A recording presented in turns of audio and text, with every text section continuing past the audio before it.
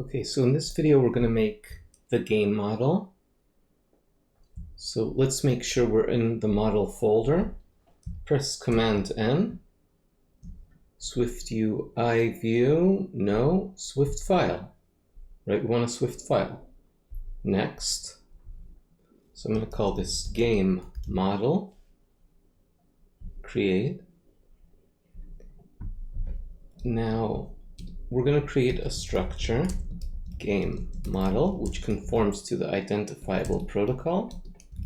So since it conforms to the identifiable protocol, we need a unique user ID. So we have that. And now I want a bunch of levels. So a bunch of variables. So let's start with level, which is an integer, followed by a score, which is also an integer, followed by speed, which is an integer, lives, which is an integer, and also while we play the game we'll have a current problem. Okay, the current problem that we're working on, so that will be the problem model. Now I want to initialize these, so init, and I want to have level as input, score, speed, and lives.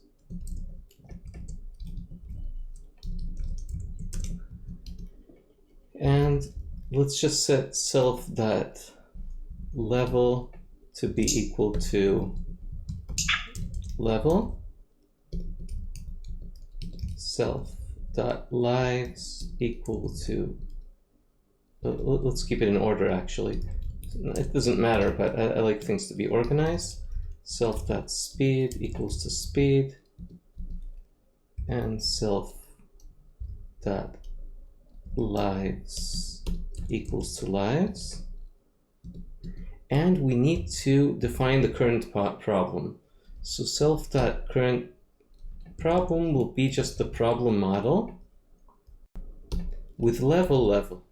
So we have our initializer. Oh, and I wrote speed and I meant current model. Okay. Luckily, Xcode is smart. Okay. Great. Now I'd like to know when the game is over. So I'm going to add a computed property game over of type Boolean. And it's just the game is over when the lives is equal to 0. Okay, very simple. And next, I want us to be able to update the score of the game. So func. Now this is actually going to be a mutating function. We'll see this in a moment. So update score, right? The person is going to be playing the game and maybe they'll have a correct answer. So let is correct equal to current problem dot check solution. And we'll check if the solution is correct or not. So is correct is true if the value is the actual answer, and it's false otherwise. So if it is correct, then we should increase the score. And we can do this in many ways. I'm going to say score equals score plus level. Now we have a problem. It says left side of mutating operator isn't mutable, self is immutable. So we're changing a value here. So we need to mark this function as mutating. So it changes a value. So mutating. So if it's correct, I'm going to say score is not score plus 1. It's score plus the level. In other words, the higher the level, the more points you get.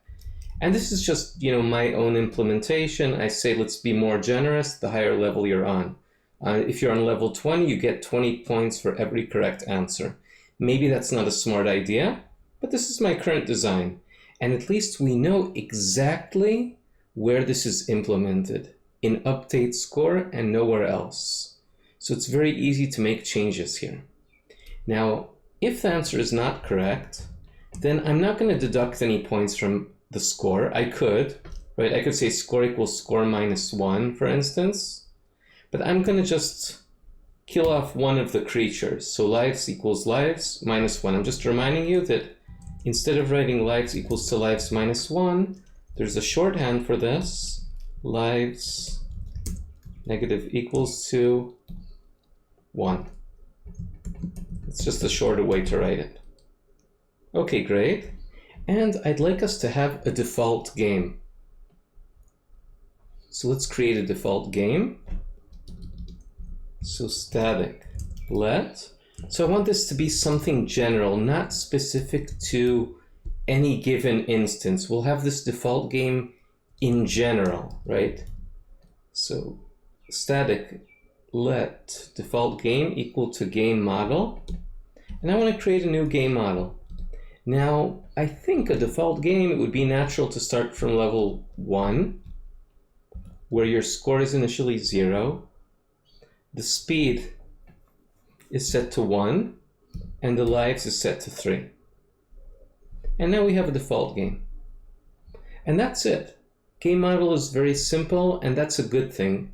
Simplicity is something that we want. Absolutely. Okay, great. So have an amazing day, and see you next time.